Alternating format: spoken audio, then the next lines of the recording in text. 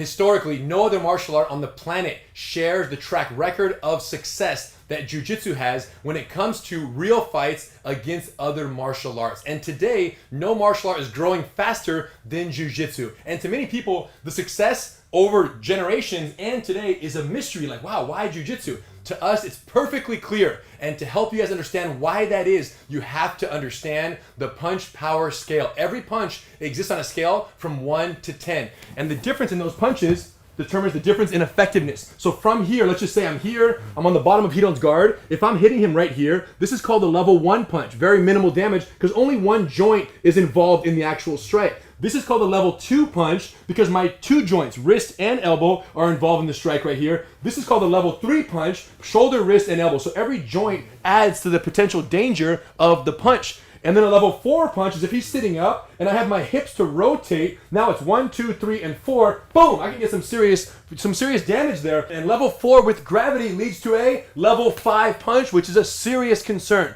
Levels 6 through 10, you guys, are punches where this puncher is standing on their 2 feet, throwing their entire body weight behind the punch. And the only difference between 6 and 10 is who is throwing the punch. Mike Tyson in his prime is your 10.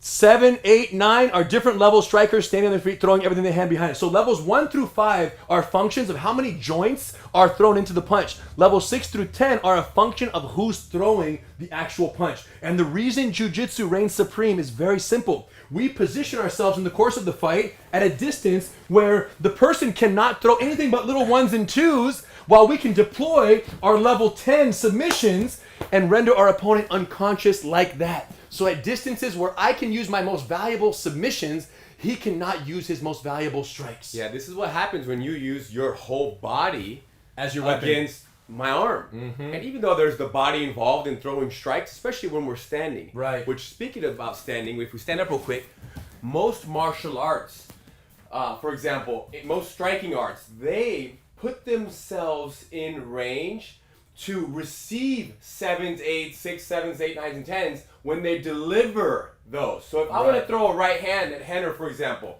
boom, I'm also in position for him to throw a right hand. So that's so much more risk. Whereas in Jiu-Jitsu, which is why so much when you have a boxing coach is saying, cover, keep your hands up, guard. So you'll throw a jab, but they say, keep your hand up. If your life or death is based on this, if this means you're safe and this means you get knocked out, it just shows you what a dangerous engagement you're putting yourself in. And that's the risk, right? It's not that it's good or bad. It's just the reality, which is why speed, strength, athleticism, power are such prerequisites when it comes to using standing, striking techniques as your means of victory, or any of the arts that advocate this type of victory. Not that strikes are bad. It's just that the prerequisite to be effective is much more than the Jiu-Jitsu prerequisite. When I'm here and I don't have to be fast or quick or powerful, I just have to be close. And that's why people are in love with Jiu-Jitsu, because there aren't any prerequisites. Anybody, if you can walk in the building, you can do Jiu-Jitsu, and you can go here where I can sit up and I can do a Kimura where Hidon has no range to throw a strike. Or I'm up here sitting up in the guard and look, right here, throw a punch. What's the most powerful? Maybe a 2 from this side over here, or a 3 on my body, not even my head. And then suddenly I change my hips, I lock his neck, and now I have my 10, level 10 guillotine wrapped up on his neck right there. And therein lies the difference. When I can deploy my 10s and he can't deploy but 1s and 2s, it's an unfair advantage for Jiu-Jitsu. yes.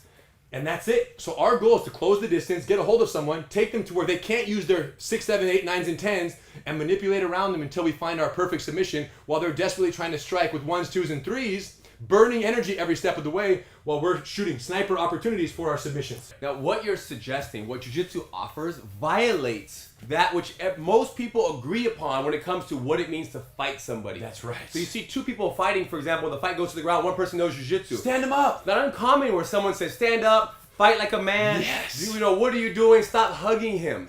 But when you're in a fight for your life, who cares how you fight that person? What matters is you go home, not to the hospital. Yes. And if you really care, what matters is that neither one of you goes to the hospital. And Jiu-Jitsu, besides teaching you to fight at almost a cheating, it's so good, it's almost cheating, you guys. Jiu-Jitsu is the hack to everyday fights. Because think about that. If my level 10 submissions are being deployed against your level 1 strike from the ground fighting situation, 10 to 1. Does that sound like a fair soccer game? Not at all. If there's 10 people on one team and 1 on the other team, would that be considered fair? Yeah. No.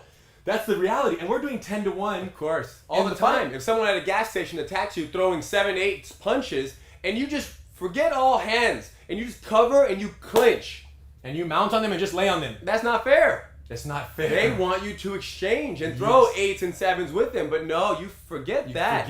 You bring them to where they can't throw anything but 1s and 2s, and then you can throw 8s, 9s, and 10s by way of submission. Yes, and that's the challenge. So many of these striking arts that are primarily practiced as a sport in America and all over the world, the competition of that striking art puts you at the striking range that is perfect for both people to try to land 9s, 10s, and most powerful strikes.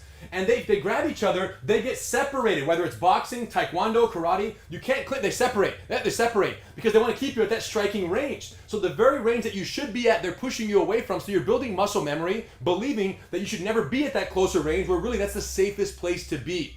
And this, in a nutshell, is why Jiu-Jitsu, A, is the hack of all street self-defense systems, and B, why it's just so effective, and C, why everyone's falling in love with it, because the prerequisites are non-existent to be able to do jiu-jitsu and be effective, because there's no strength, speed, or power. Just position yourself at the right distance. So to all the people out there that don't understand why jiu-jitsu is just taking over the world when it comes to martial arts and self-defense, this is why. This is why. And just as there is a jiu-jitsu fighting system to be effective in a street fight, there are systems to teach you how to teach jiu-jitsu as effective as jiu-jitsu itself. Jiu-jitsu for teaching jiu-jitsu, and that's the Gracie University Instructor Certification Program. So if you love this discussion and this idea of jiu-jitsu, we got you covered. Whether you're just entering the art and you're a black belt, if your dream is to teach jiu-jitsu one day, we have the path for you in the Instructor Certification Program. We have been teaching jiu-jitsu our whole lives, and we've received so much information up to this point, right? Even things that our father and our grandfather, it's been passed down through so many generations of Gracie family members, and we're here to share it. That's it, you guys. It took us 100 years collectively as a family to figure it out, but we figured it out. We know how to create amazing jiu-jitsu instructors, and we know how to run successful jiu-jitsu schools, and we want to share all the secrets with you. There are no shortage of eager students wanting to learn this incredible martial art, only a shortage of certified instructors. We'll see you on the mat.